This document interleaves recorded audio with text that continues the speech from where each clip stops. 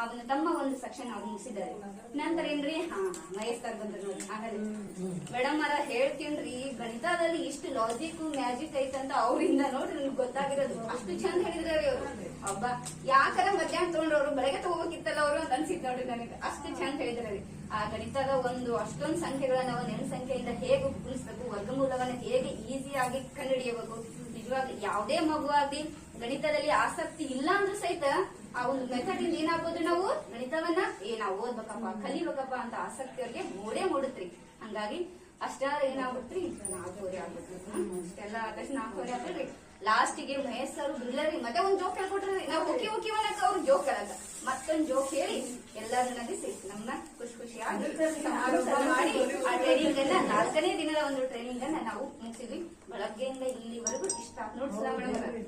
ಈಗ ನೋಡ್ರಿ ಬಹಳ ಸಮಾಧಾನ. ನಾವು ಆ ತರಬೇತಿ ಬಿಟ್ಟು ಇಲ್ಲಿ ಬಂದು ನಿಮ್ಗೆ ಕೇಳಿವಲ್ಲ ಅದು ಸಾಕು. ಆದ್ರೆ ಊಟ ಮಿಸ್ ಆಯ್ತು.